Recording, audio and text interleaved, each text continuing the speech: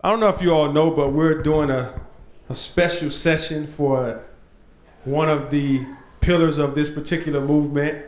We know him by our brother CFL right here. He's getting ready to move back, actually to Milwaukee, so we're going to be missing him. So I don't know if y'all knew that, but I hope I'm not the bearer of bad news, but we want to make sure that we send him away with our prayers and just speaking great words of encouragement, because he's going to be doing a Crazy Praise chapter actually in Milwaukee.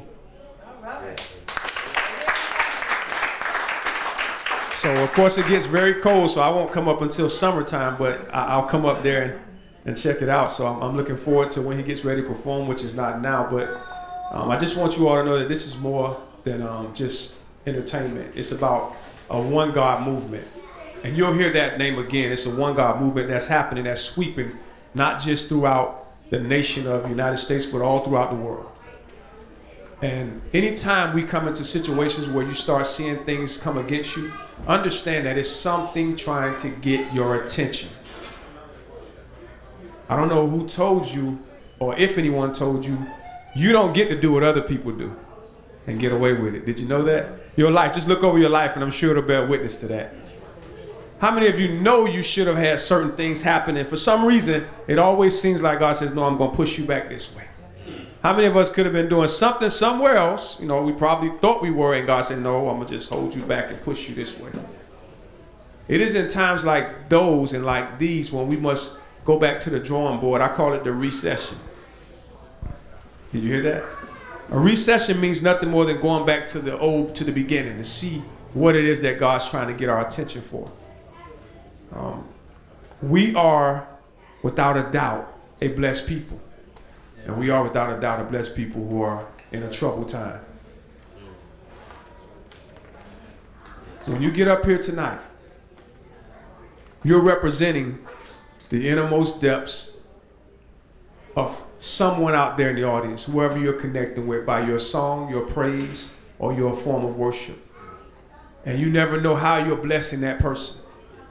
You never know how they'll remember those words that you sing, or that you say, or that you speak, or that you do as a gesture of comedy. That's why it says perform as if you're doing it unto the Lord. I challenge you. Everybody say this. Say faith is evidence. Faith is evidence. Say evidence is substance. Evidence is substance. Everybody knows what faith is. At least we say we do. I'll share something very simple with you. Before you sat down, how many of you checked those chairs to make sure they will hold you? Okay. Whenever you go into a restaurant, how many of you look under the chairs and make sure that the screws on the chairs are in place? Anybody? Show of hands. And that sounds simple, doesn't it? But having faith is as simple as that. Not checking, not questioning where the source is taking you. God told me this. He said to me, he said, Cedric, I don't judge a man or a woman by their success or their failure. I judge them by their character during that time. And let me tell you, I might have shared this before. I've learned this. This is what gets people in trouble. It's never the success or the failure. It's the character. It's always the character. Your gift can be held back because of your character. Amen. You say, well, no, God, I'm ready. I'm ready to minister before millions. Okay. At least that's what we say. But I watch how you minister before one or two. Before I give you millions, I watch if you're faithful with the little.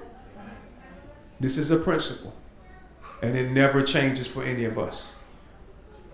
You see 20. I see 20,000. Because the people in your network, if I could just tell you what I see now, I see reaching. I see people. I see people. And I always see in rows. When I look at a person performing, I'm thinking, who do they know that they don't perform for, that doesn't know they have that gift or talent? You'd be surprised. I hope I'm not boring you all, but I don't have the charisma that Lou has. He's awesome. That's why he does this. But my job is to share with you what I do. Words of wisdom.